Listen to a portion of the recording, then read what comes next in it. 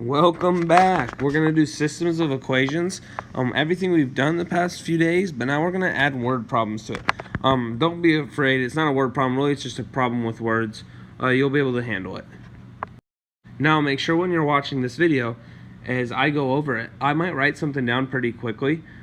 Listen to it first, then pause it, and then you can copy down what I'm writing. So make sure you take advantage of that.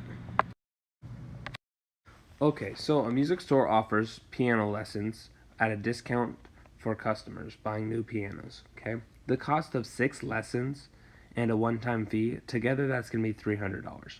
The cost of 12 lessons and that one-time fee will be $480. Find the cost of each lesson and the one-time fee individually. So we want to know what the cost of the lessons are and that one-time fee. So let's go ahead and make L be our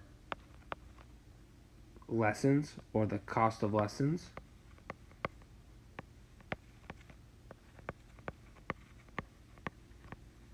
and let's make that one-time fee. So I'm going to do F for fee. That's going to equal our cost of the fee. Since those are the two things that I'm going to look for, those are the two things I'm going to make my variables, because we don't know those. So let's go ahead and look at the two equations I need to write, since there's two things in here. Let's look at the first one, where there's 6 lessons and the one-time fee. That's going to equal $300. So my 6 lessons, so 6 times L, or 6L, okay, plus that one-time fee, okay, is going to equal $300. That's my first equation, okay. My second one is going to be the 12 lessons and the one-time fee is going to be $480. So I'm going to do 12L plus that one-time fee equals that $480. Okay. Now if we look at this, I have two equations. I have a system of equations now. Okay, and since I have the L and the F on the same side, we're going to go ahead and use elimination, because it's kind of easy. All I need to go ahead and do is make sure that I have opposite signs and same numbers for one of the variables. Well, if you notice, these F's both have 1s right here.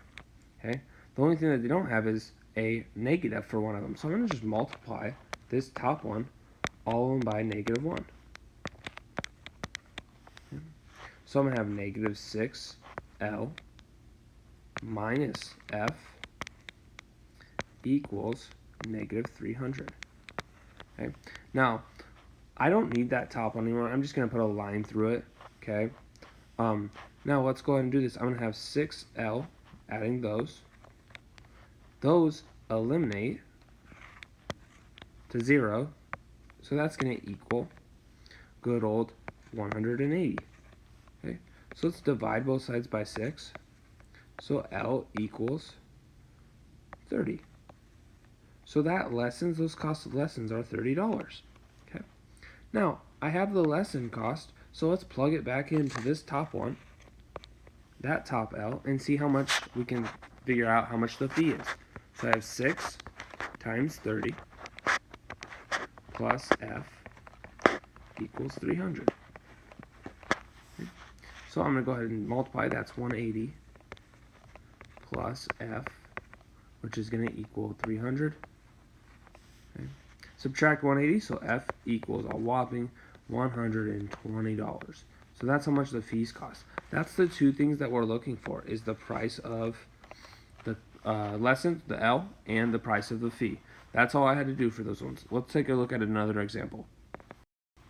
Okay, so for this one, a cafe sells a regular cup of coffee for $1 and a large cup for $1.50. Melissa and her friends are going to buy 5 cups of coffee and spend a total of $6. Find the number of regular cups and the number of large cups. So let's go ahead and make R be our regular cups, or the number of regular cups.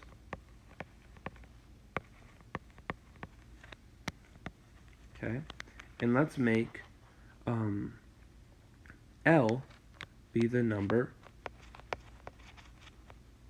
of our large cups.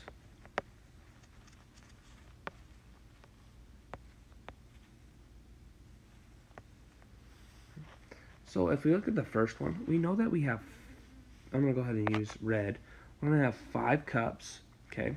So I know that when I bought my cups, I either bought regular or large. So I have the number of regular cups I used plus the number of large cups. Not sure how many there are. That has to equal 5 though, because I only bought 5 cups of coffee. Not sure what size, but I only bought 5. Okay. Now if we look at the other thing that we know that they cost $1 for the regular, and we know that the large cost $1.50. Okay. We know that they added up to $6. So I know that 1R plus $1.50 for the large is going to equal $6 because that was our total once we added the two things together. Okay. Now for this one, we're going to go ahead and kind of do the same thing. We have the R's and L's on the same side for both equations, so let's eliminate. Let's use elimination. Okay. So I already noticed that my R's have the same number. Okay, so I'm going to just multiply all of them by a -1 so that I can switch that sign.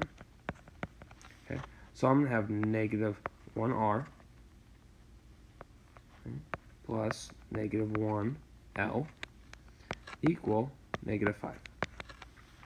Okay. So let's go ahead and take care of this. If I'm going to go ahead and add them together, this eliminates. If I have 1.5 or $1.50 and I'm subtracting 1, that's going to leave me with 0.5L equals, okay, and I'm going to go ahead and have 1. Now divide by 0.5, divide by 0.5, right? And what we're going to go ahead and have, if we do that, you should end up with L equals 2. So large cup of coffee, we sold 2 of them.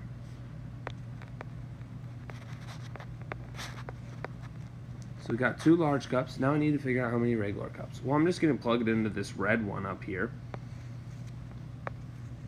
Okay. And some of you could manually do it, but if I have the regulars plus the 2 large cups equals 5, that's going to tell me that I bought 3 regular cups, or R equals 3.